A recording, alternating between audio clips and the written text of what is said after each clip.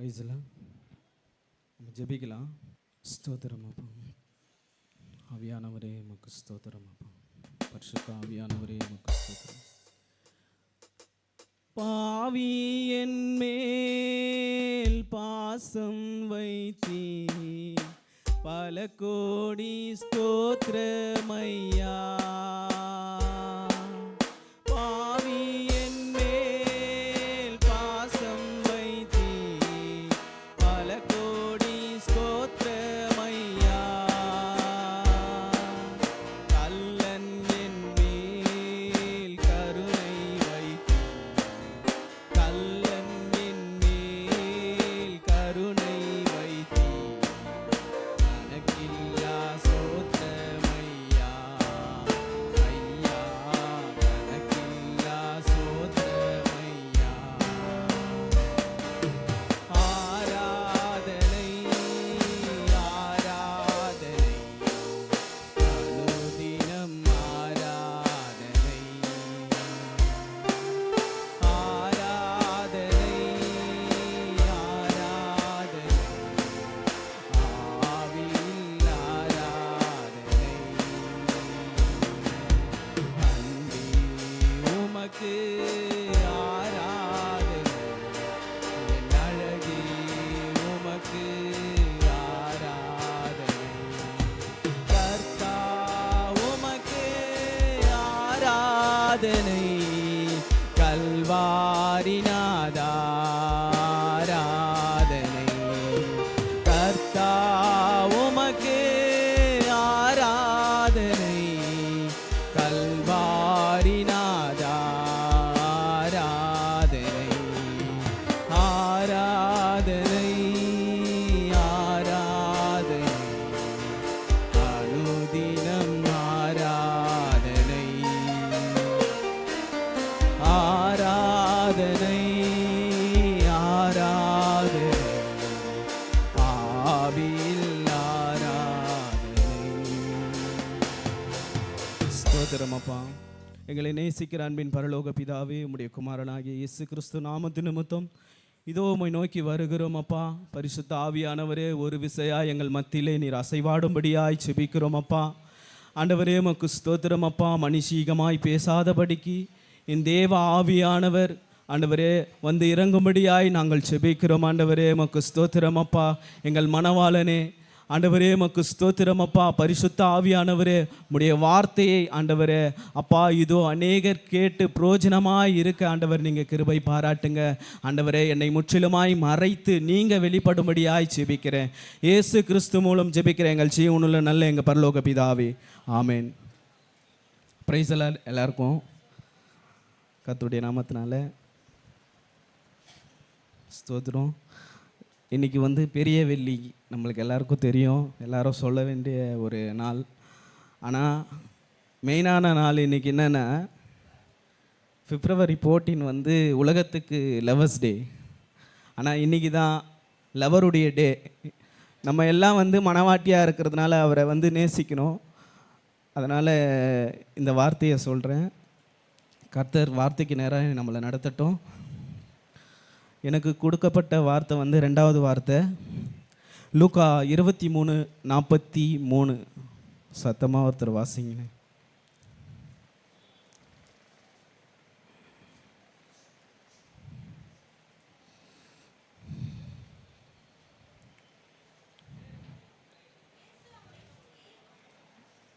பிரைஸ்ல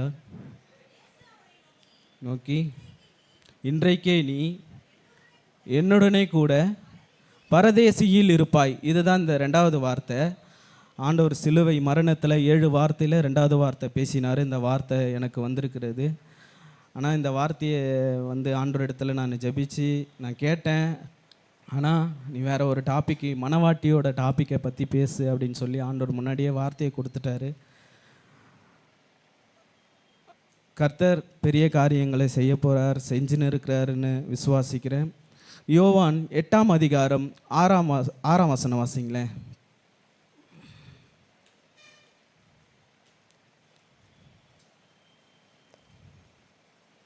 அவர் மேல் குற்றம் சுமத்துவதற்கான காரணம் உண்டாகும் பொருட்டு அவரை சோதிக்கும்படி இப்படி சொன்னார்கள். இயேசுவோ குனிந்து தரையில் எழுதினார் அப்படின்னு இந்த வார்த்தை இருக்கிறது, யோவானில் எழுதப்பட்டிருக்கிறது. ஆண்டவராகிய இயேசு கிறிஸ்து தரையில் எழுதினார் அந்த வார்த்தை. இந்த சம்பவம் என்னென்னா, ஒரு பாவியான ஸ்திரீயை வந்து ஆண்டவரிடத்தில் கொண்டு வருவாங்க. விபச்சாரம் பண்ணுற ஒரு ஸ்திரீயை வந்து ஆண்டவரிடத்தில் வந்து கொண்டு வருவாங்க. 3ஆம் வசனமும் 5ஆம் வசனமும் வாசிங்கம்மா. விபச்சாரத்தில் கண்டுபிடிக்கப்பட்ட ஒரு ஸ்திரீயை வேத பாதகரும் பரிசேயரும் அவர்களிடத்தில் கொண்டு வந்து அவளை நடுவே நிறுத்தி, போதகரே, இந்த ஸ்திரீ விபச்சாரத்தில் கையும் மெய்யுமாய் பிடிபட்டாள். அந்த விபச்சார ஸ்திரீயை வந்து ஆண்டவரிடத்தில் கொண்டு வராங்க. ஆண்டவர்கிட்ட வந்து அவங்க வேத பாதகரும் பரிசேயரும் கொண்டு வந்து நிறுத்துகிறாங்க அந்த ஸ்திரீயை குற்றப்படுத்துறதுக்கு. ஆண்டவராகி இயேசு கிறிஸ்து வந்து அங்கே 2 நிலைமையில் நிற்கிறாரு. ஒன்று, அவளை காப்பாற்றணும், இல்லை அவளை வந்து சாவடிக்க சொல்லணும். அதை இவர் என்ன பண்ணுறாரு அப்படின்னு பார்க்குறதுக்காக இவங்க 2 பேரும் வந்து ஆண்டவரிடத்தில் அந்த மகளை கொண்டு வந்து நிறுத்துகிறாங்க. ஆண்டவராகிய இயேசு கிறிஸ்து அவர் நீதி உள்ளவர், நியாயாதிபதி. ஆண்டவர் வந்து இதில் என்ன சொல்கிறாங்கன்னா, வேத பாதகர் வந்து அவங்கள வந்து கல்லெறிஞ்சி கொல்லணும் அப்படின்ற வந்து சொல்கிறாங்க. நியாயப்பிரமாணத்தில், மோசேயின் நியாயப்பிரமாணம் 5ஆம் வசனம் வாசிங்களேன். இப்படிப்பட்டவர்களை கல்லெறிந்து கொள்ள வேண்டும் என்று மோசே நியாயப்பிரமாணத்தில் நமக்கு கட்டளையிட்டிருக்கிறாரே, நீர் என்ன சொல்லுகிறீர்னு ஆண்டவரை கேட்குறாங்க. மோசேயின் நியாயப்பிரமாணத்தை வந்து அவங்க கை கொள்றவங்க. அவங்க ஆண்டவரிடத்தில் வந்து மோசே நியாயப்பிரமாணத்தை வச்சு அந்த மகளை வந்து கொண்டு வந்து நிறுத்துகிறாங்க, நியாய தீர்ப்புக்காக நிறுத்துகிறாங்க. ஆண்டவர் அந்த இடத்துல வந்து அந்த மகளை வந்து என்ன சொல்கிறாரு அப்படின்னு பார்த்து அவரை குற்றப்படுத்தும்படியாக, ஆண்டவராகிய இயேசு கிறிஸ்துவை குற்றப்படுத்தும்படியாய் அதை வந்து செய்கிறாங்க அந்த காரியத்தை. 1 யோவான் 3ஆம் அதிகாரம் 4ஆம் வசனம் வாசிங்களேன். பாவம் செய்கிற எவனும் நியாயப்பிரமாணத்தை மீறுகிறான், நியாயப்பிரமாணத்தை மீறுகிறதே பாவம். மோசேயின் நியாயப்பிரமாணம் வந்து மீறினாலே பாவம். அவங்கள வந்து கல்லெறிஞ்சி கொல்லணும் அவங்க சட்டத்திட்டத்தில். அதனால் ஆண்டவர்கிட்ட இட்டுன்னு வந்து அவங்கள வந்து கல்லெறிஞ்சி கொல்ல வேணும்னு இவங்க வகை தேடி கொண்டிருக்கிறாங்க. உபாகமம் 22ஆம் அதிகாரம் 21ஆம் வசனம் வாசிங்களேன்.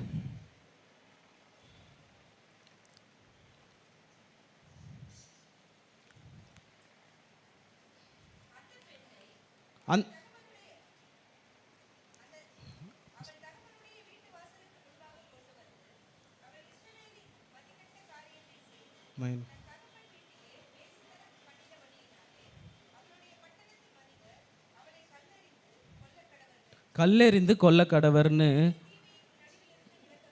கல்லெறிந்து கொல்ல வேண்டும்னு அந்த வசனத்தில் போட்டிருக்கு. அதன்படி இவங்க வந்து கொண்டு வராங்க. ஆனால் ஆண்டவராகிய இயேசு கிறிஸ்து நியாய தீர்ப்பில் நிற்கிறாரு. என்ன சொல்லுவாருன்னு எதிர்பார்த்துன்னு இருக்கிறாங்க. யோவான் 8ஆம் அதிகாரம் 3-4 வசனம் வாசிங்களேன். அப்பொழுது விபச்சாரத்திலே கண்டுபிடிக்கப்பட்ட ஒரு ஸ்திரீ வேத பாதகரும் பரிசேயரும் அவரிடத்தில் கொண்டு வந்து நடுவில் நிறுத்துகிறாங்க. இப்படிப்பட்டவர்களை கல்லெறிந்து கொள்ள வேண்டும் என்று மோசே நியாயப்பிரமாணத்தில் நமக்கு கட்டளையிட்டிருக்கிறாரு. நீர் என்ன சொல்லுகிறீர் என்றார். விஷயம் என்னென்னா, அந்த இடத்துல வந்து அந்த அம்மா தப்பு பண்ணிடுறாங்க. இவங்க கையும் மெய்யுமாய் பிடிக்கிறாங்க. கையும் மெய்யுமானா தப்பு பண்ணுற, அந்த விபச்சாரம் பண்ணுற அந்த இடத்துல வந்து அவங்கள பிடிக்கிறாங்க. ஆனால் ஆண்டவராகிய இயேசு கிறிஸ்து அவங்கள பார்த்து சொல்கிறாரு, கையும் மெய்யுமா இவங்க பிடிச்சிட்டு வந்திருக்கிறாங்க அப்படின்னு அவர் சொல்கிறாரு. தப்பு யாரும் ஒருத்தராக செய்ய முடியாது. விபச்சாரம் ஒரு ஆள் பண்ண முடியாது, 2 பேராக சேர்ந்தால் தான் அது விபச்சாரம்னு சொல்லப்படும்.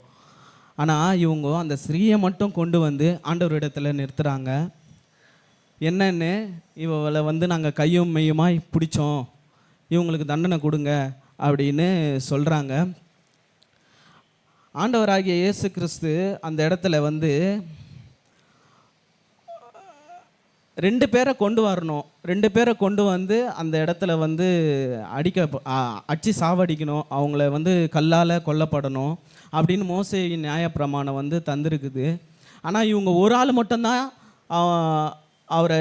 அவர்கிட்ட இட்டுன்னு வராங்க. அப்போது ஆண்டவர் சொல்கிறாரு 6ஆம் வசனம் வாசிங்கம்மா. அவர் மேல்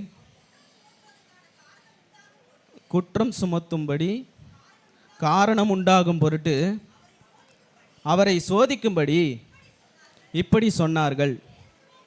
இயேசுவோ குனிந்து விரலினால் தரையிலே எழுதினார். அவங்க வந்து நியாயப்பிரமாணத்தை வந்து சொல்கிறாங்க, தரையில் எழுதுறாரு ஆண்டவர். ஆனால் அதை எழுதுனது என்னதுன்னு யோவானில் வந்து சொல்லப்படலை. ஆனால் தரையில் குனிஞ்சி முதல்ல தடவை எழுதுறாரு. எழுதின உடனே அவர் வந்து அந்த பரிசேயரையும் வேத பாதகரையும் பரிசேயரையும் வந்து பார்த்து சொல்கிறாரு, விஷயம் என்னென்னா 2 பேரை சாவடிக்கணும், 2 பேரை கல்லெறியணும், ஆனால் ஒரு ஆளை மட்டும் நியாயத்தீர்ப்புக்கு கொண்டு வராங்க. அதில் வந்து அவங்க வந்து ஆண்டவர் வந்து மோசேயின் நியாயப்பிரமாணத்தை வந்து கொண்டு வராரு. என்ன கொண்டு வராருன்னா, அதுக்கு அவங்களுக்கே தெரியுது, பரிசேயருக்கும் தெரியுது நம்ம பாவம் பண்ணியிருக்கோம். ஏன்னா அவங்க மீறிட்டாங்க. அதை அவங்க மீறினதுனால அவங்களுக்குள்ளேயே அது தெரியும், நம்ம பாவம் பண்ணியிருக்கிறோம் அப்படின்ற மாதிரி அவங்க யோசிக்கிறாங்க. ஏன்னா 2 பேரை கொண்டு வரணும், ஒரு ஆளை தான் கொண்டு வந்திருக்காங்க. அந்த இடத்துல வந்து ஆண்டவர் வந்து அதை அவங்களுக்கு உணரும்படியாய் அதை வந்து ஆண்டவர் அந்த இடத்துல சுட்டி காட்டுறாரு. யோவான் யாத்திராகமம் 31:18 வாசிங்களேன்.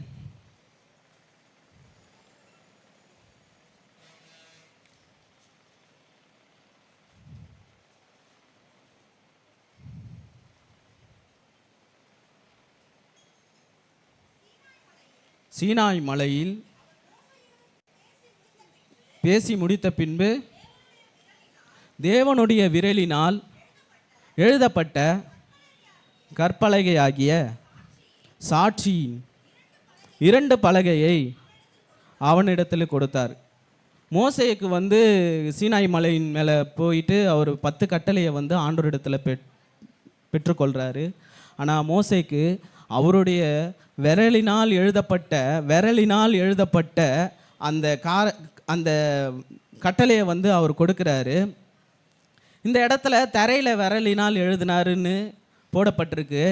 ஆண்டவர் அந்த பரிசேயரையும் வேத பாதகருக்கும் புரியும். என்ன புரியும்னா, ஆண்டவர் சொல்லாமல் சொல்கிறாரு, நான் தாண்டா அந்த கட்டளையை உங்களுக்கு கொடுத்தேன், அந்த கட்டளையின்படியே என்ன நியாயம் தீர்க்க நீங்கள் வந்து நிற்கிறீங்களே அப்படின்னு அவர் உள்ளுக்குள்ளேயே அவர் எழுதுகிறாரு. ஆனால் அவங்களுக்கு தெரியும், நியாயப்பிரமாணம் வந்து இவர் வந்து எல்லாத்தையும் கை கொள்கிறவர், இவரை எப்படி வகையில் சிக்கலாம் அப்படின்றதுனால வராங்க. அந்த இடத்துல ஃபஸ்ட்டு தடவை வந்து தரையில் எழுதுகிறாரு. மோசே வந்து கட்டளையை வாங்கும் போது தேவன் விரலினால் எழுதி கொடுக்குறாரு. அதே விரலினால் கீழே எழுதுறாரு, நான் தாண்டா அந்த தேவன், நான் தாண்டா அந்த கர்த்தர், நான் தாண்டா அந்த இயேசு கிறிஸ்து, நான் தான் ஆவியானவர்னு சொல்லி அந்த இடத்துல உணர்த்தப்படுறாரு. இவங்க வந்து கல்லெறிய வந்தவங்க எல்லாரும் வந்து கல்லை கீழே போட்டு போகிறாங்க. அந்த கீழே போட்டு போகிறதுக்கு காரணமே இதுதான். ஏன்னா அவங்க 2 பேரையும் கொண்டு வந்து நியாயம் தீர்க்கணும், ஒரு ஆளை தான் கொண்டு வந்தாங்க. அவங்களுக்கு தெரியும் இது தப்பு, நம்ம பண்ணுறது பாவம் அப்படின்றது அவங்களுக்கு தெரியும். தெரிஞ்சதுனால அவங்க உணர்ந்து எல்லாரும் கல்லை கீழே போட்டு அவளை ஆக்கினைக்கு தீர்க்காதபடிக்கு போனாங்க. 7ஆம் வசனம் வாசிங்கம்மா. யோவான் 7ஆம் வசனம். அவர்கள் ஓயாமல் அவர்கள் கேட்டுக்கொண்டு இருக்கையில் அவர் நிமிர்ந்து பார்த்து, உங்களில் பாவம் இல்லாதவன் முதலாவது கல்லெறிய கடவும் என்று சொல்கிறாரு.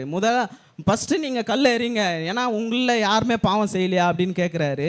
ஆனால் அவங்க 2 பேருக்கும் தெரியும் நம்ம பாவம் மீறி இருக்கிறோம், மோசேயின் நியாயப்பிரமாணத்தை வந்து நம்ம மீறி இருக்கிறோம் அப்படின்னு சொல்லி அவங்களுக்கு தெரியும். அதனால் அவர் சொல்கிறாரு, உங்களில் பாவம் இல்லாதவன் கல்லெறிய கடவன்னு சொல்கிறாரு. 8ஆம் வசனம் வாசிங்களேன். மறுபடியும் குனிந்து தரையிலே எழுதினார். இது வந்து ரெண்டாவது, இந்த ஒரு இடத்துலையே 2 தடவை அவர் தரையில் எழுதுறாரு. ஒரு தடவை வந்து நான் தான் கடவுள்ன்றதை நிரூபிக்க தரையில் எழுதுறாரு. ரெண்டாவது குனிந்து தரையில் எழுதுறாரு. அது எதற்காகனா, யோவான் 8ஆம் வசனம் வாசிங்களேன். எழுதினார். அவர் வந்து ரெண்டாவதும் அந்த அந்த தரையில் எழுதும்போது அதுக்கு என்ன அப்படின்றத நம்ம பார்த்தோம்னா, புழுதியில் எழுதப்படும்னு ஒரு வசனம் வந்து பழைய ஏற்பாட்டில் இருக்கிறது. எரேமியா 17:13 வாசிங்களேன்.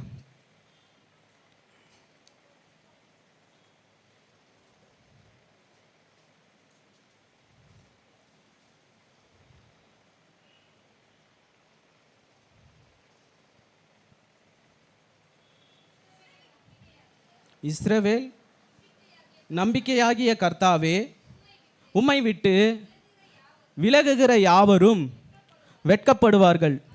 அவர்கள் ஜீவனுள்ள தண்ணீரை ஊற்றாகிய கர்த்தரை விட்டு விலகி போனபடியினால் உம்மை விட்டு அகன்று போகிறவர்களின் பெயர் புழுதியில் எழுதப்படும். நம்ம பேரெல்லாம் கண்டிப்பாக புழுதியில் இருக்காது. ஏன்னா நம்ம எல்லாம் சபைக்குள்ளே இருக்கிறோம், ஆண்டவருக்குள்ளே இருக்கிறோம். அவர் வந்து சிலுவையில் தன் சரீரத்தை வந்து தந்து, தன் இரத்தத்தை தந்து நம்மளை மீட்டு கொண்டார். புழுதியில் வந்து எழுதப்பட்டவங்களாம் வெளியே இருக்கிறாங்க, நம்ம குடும்பத்தில் இருக்கிறாங்க. அவங்க பேரெல்லாம் வந்து புழுதியில் எழுதப்பட்டிருக்கிறது. குப்பையில் இருந்தும் புழுதியில் இருந்தும் என்னை தூக்கி எடுக்கிறாருன்னு நம்ம சொல்கிறோம் அந்த வார்த்தை. ஆண்டவர் சொல்கிறாரு, இது வந்து புழுதியில் எழுதப்பட்டிருக்கிறது இந்த பேர் அப்படின்னு சொல்கிறாரு. சங்கீதம் 22:29 வாசிங்களேன்.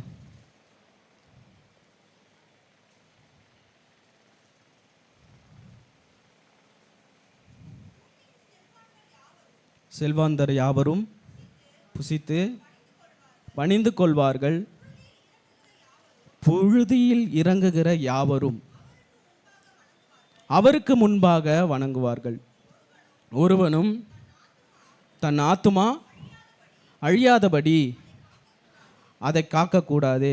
புழுதியில் இறங்கி இருக்கிறவங்க வந்து வெளியே அநேகர் இருக்கிறாங்க, நம்ம குடும்பத்திலே இருக்கிறாங்க. முதலாவது அந்த புழுதியில் இருக்கிறவங்களை வந்து நம்ம வந்து ரட்சிப்புக்குள்ளே நடத்தணும். ஆண்டவருடைய அன்பை எடுத்து சொல்லி, அவர் நமக்காக ரத்தம் சிந்தினார், நமக்காக ஜீவனை விட்டார், நமக்காக பிற்கப்பட்டாருன்னு.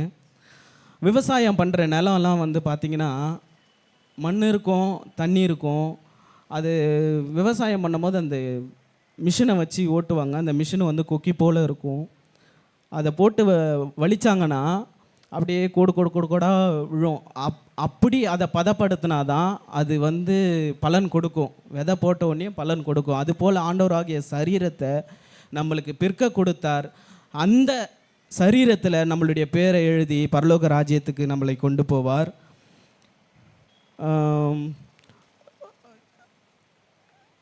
யோவான் 8ஆம் அதிகாரம் 9ஆம் வசனம் 10ஆம் வசனம் வாசிங்க.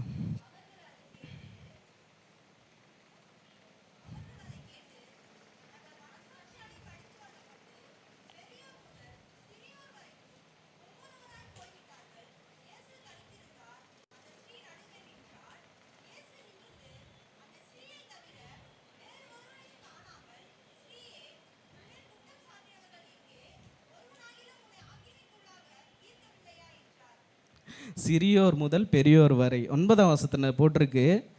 சிறியவர் முதல் பெரியவர் வரை எல்லாரும் கல்லத்துக்கு நிற்கிறாங்க அந்த பொம்பளை அடைக்கிறதுக்கு, நியாயம் தீர்க்கிறதுக்கு. அந்த பொம்பளையை வந்து நியாயம் தீர்க்கிறதுக்கு வந்து அந்த மகளை வந்து அடிக்கிறதுக்கோ சாகடிக்கிறதுக்கோ நிற்கிறாங்க. நம்ம நியாயம் தீர்க்கோம்னா நம்ம வந்து ஈஸியாக மற்றவர்களை நியாயம் தீர்த்துருவோம். அது வந்து நம்ம மனுஷிகம். நம்மளை வந்து சொல்லியிருக்கணும். நான் என்ன சொல்லிக்கிறேன், மற்றவர்களை நியாயம் தீர்க்கிறது வந்து அது வந்து ரொம்ப கஷ்டமான காரியம். நியாயம் தீர்க்கக்கூடாது. நம்ம நியாயம் தீர்க்கிற இடத்துல இல்லை. ஆண்டவராகிய இயேசு கிறிஸ்து ஒருவரே நியாயம் தீர்ப்புறவராக இருக்கிறாரு.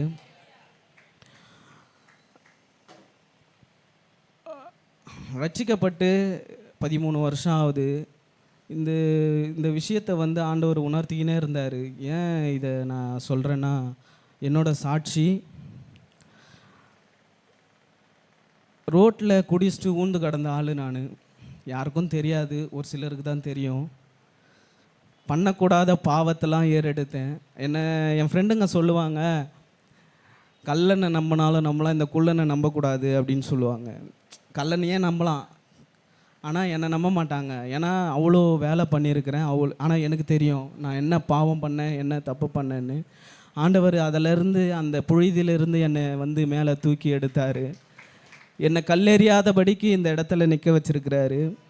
ரட்சிக்கப்படுறதுக்கு முன்னே வந்துட்டேன், சர்ச்சுக்கு வந்துட்டேன். ஞானஸ்தானத்துக்கெலாம் ஒப்பு கொடுக்கல. வந்து ஒரு 2 வாரம் அப்படி தான் ஆச்சு. 2 வாரத்துலேயே நல்லா சர்ச்சுக்கு வர ஆரம்பிச்சிட்டேன்.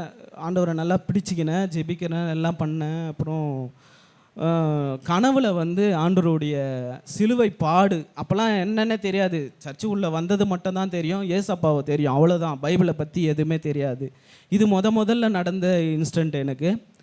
ஆண்டவராகிய இயேசு கிறிஸ்து அவர் சிலுவையில் வந்து படுத்திருக்கிறாரு. ஃபுல்லாக ரத்த காயத்தை பார்க்குறேன். அந்த காயத்தை பார்க்குறேன், ஒரே சிலுவை மட்டும், அது மேலே படுத்துன்னு இருக்கிறாரு. உடம்புல ஒட்டு துணி இல்லை. ஆனால் எனக்கு அந்த உருவம், அந்த எதுவுமே தெரில, நிர்வாணமாக இருக்கிறது எதுவுமே தெரில. நான் எங்கள் அப்போது ஓலை வீட்டில் இருந்தோம். நாங்கள் ஓலை வீட்டிலேருந்து வெளியே ஓடியாரேன். வெளியே வந்து எதிர்த்து வீட்டில் ஒரு அக்கா இருக்கிறாங்க. அந்த அக்காவை கூப்பிட்டு சொல்கிறேன், நான் ஏசப்பா பற்றி சொன்னேனே, நீங்கள் நம்பினீங்களா? ஏசப்பா வந்துட்டார் பாருங்க அப்படின்னு அந்த அக்காவை மேலே பார்க்க சொல்கிறேன். சிலுவையை பார்க்குறாங்க, அந்த காட்சியை பார்க்குறாங்க. அந்த அக்கா சொல்கிறாங்க என்கிட்ட, எப்பா ஏசப்பான்ற ஒரு அம்மனமாக இருக்கிறாரு அப்படின்ட்டாங்க. எனக்கு சந்தேகம், என்னடா இது நம்ம அம்மனமாக சொல்கிறாங்களே அப்படின்ற ஒரு சந்தேகம் இருந்துக்கினே. ஏன்னா எனக்கு தெரியாது, ஆண்டவரை பற்றி தெரியாது, எப்படி சிலுவையில் அரைச்சாங்கன்றது தெரியாது. அதுக்கப்புறம் ஒரே செகண்ட் அந்த சிலுவை மறைஞ்சி ஆண்டவர் ஆகாயத்தில் அப்படியே இறங்குறத பார்த்தேன். நான் அப்பயும் அவங்ககிட்ட திருப்பி சொல்கிறேன், அக்கா இல்லை ஏசப்பா வந்துட்டாரு, நாங்கள் போகிறோம் அப்படின்ற அந்த வார்த்தையை அவங்களுக்கு எடுத்து சொல்கிறேன். இதை நான் வந்து பாஸ்டர்கிட்ட கேட்கலாம், இந்த டவுட்டை, ஆண்டவர் நிர்வாணமாக அடிக்கப்பட்டாரா அப்படின்றத கேட்கலான்னு மனசுக்குள்ளேயே வச்சுட்டு இருந்தேன். ஆனால் இது வரைக்குமே கேட்கல. ஏன்னா வந்த புதுசில் எதுவும் பேச முடியாது. அதுவும் மெயினான காரியம், ஆண்டவரையே நீ அம்மனமாக பார்த்தியா அப்படின்ற மாதிரிலாம் அப்படிலாம் யோசிச்சுட்டேன். ஆனால் இல்லை, ஆண்டவர் சொன்னார் ஒரே வாரத்தில். அது நடந்து ஒரே வாரத்தில் ஆண்டவர் வந்து ஒரு டிவி மூலிமா ஒரு பாஸ்டர் மூலிமா பேசுகிறாரு. ராஜாமணின்னு ஒரு வயசானவர் பேசுகிறாரு. அந்த செய்தியில் ஆண்டவர் ஒட்டு துணி கூட இல்லாமல் நிர்வாணமாக அடிக்கப்பட்டார்னு அந்த இடத்துல நான் அபிஷேகத்தை பெற்றேன். அந்த இடத்துல நான் சந்தோஷப்பட்டேன். நம்ம பார்த்தது ஆண்டவரை தான் நம்ம பார்த்துருக்குறோம் அப்படின்ற அந்த காரியத்தை நான் உணர்ந்து கொண்டேன். வெளிப்படுத்தின சுவிசேஷம் 18ஆம் அதிகாரம் 19ஆம் வசனம் வாசிங்களேன்.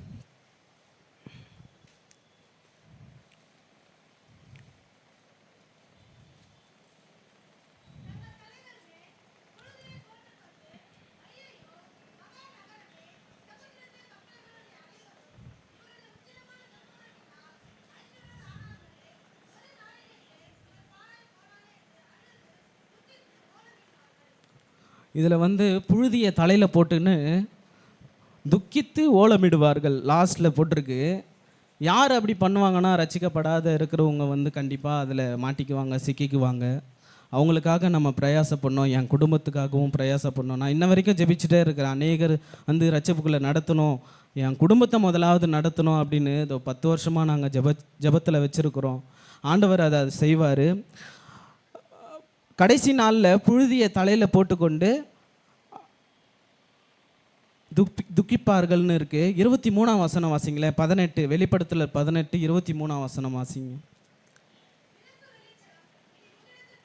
விளக்கு வெளிச்சம் இனி உன்னிடத்தில் பிரவேசிப்பதும் இல்லை, மணவாளனும் மணவாட்டியானவர்களுடைய சத்தம் இனி உன்னிடத்தில் கேட்கப்படுவதும் இல்லை.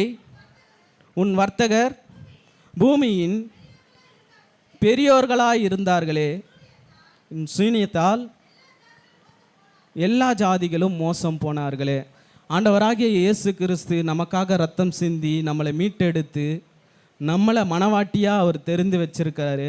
அவர் வருகையில் மனவாட்டியாக நம்ம எடுத்துக்கொள்ளப்படுவோன்றதை இந்த வசனத்தில் சொல்லப்பட்டிருக்கிறது. அவர் சொல்கிறாரு, மணவாளனும் மணவாட்டிகள் எல்லாரையும் சேர்த்து சொல்கிறார். அந்த வசனம் அது படிக்கும் போதே எனக்கு அவர் மணவாட்டின்னு தனியாக ஒருத்தரை கம்பேர் பண்ணல, எல்லாரையும் சொல்கிறாரு. அந்த வசனத்தில் போடப்பட்டிருக்கிறது. மணவாட்டியை அவர் கூட்டி பரலோக ராஜ்யத்துக்கு இட்டுன்னு போவார். 8ஆம் வசனம், யோவான் 8ஆம் வசனம் 8ஆம் அதிகாரம் 11ஆம் வசனம் வாசிங்களேன்.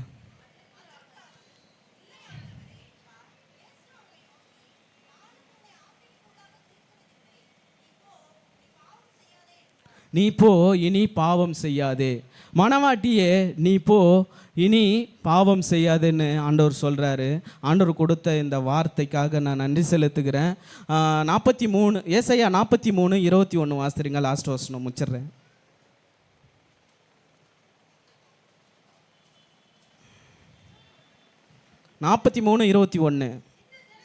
இந்த ஜனத்தை எனக்கென்று ஏற்படுத்தினேன், இவர்கள் என் துதியை சொல்லி வருவார்கள். இந்த மணவாட்டியை எனக்கென்று ஏற்படுத்தினேன், இவர்கள் என் துதியை சொல்லி வருவார்கள். நான் பேசுனது உங்களுக்கு புரிஞ்சுதா என்னன்னு தெரியல, ஷார்ட்டாக சொல்லிடுறேன். ஆண்டவர் அந்த விபச்சாரம் பண்ண ஒரு ஸ்திரீயை கொண்டு வராங்க. முதலாவது அவரிடத்துல குற்றம் சாட்டுறாங்க. ஆனால் அவர் நியாயப்பிரமாணத்துக்குள்ளே போகிறாரு. இது நியாயப்பிரமாணத்தை கொடுத்ததே நான் தான் அங்கே நிரூபிக்கிறாரு. அதனால் அவங்க 2 பேரும் கல் எறியாமல் எல்லாருமே போயிட்டாங்க. 2வதாக தரையில் எழுதுறாரு. 2வதாக தரையில் எழுதும் பொழுது அவர் நம்மளை குறித்து, மணவாட்டியை குறித்து, புழுதியில் எழுதப்பட்டவங்களை குறித்து பேசுகிறாரு. கர்த்தர் தாமே இந்த வார்த்தையை ஆசீர்வதிப்பாராக. ஆமென்.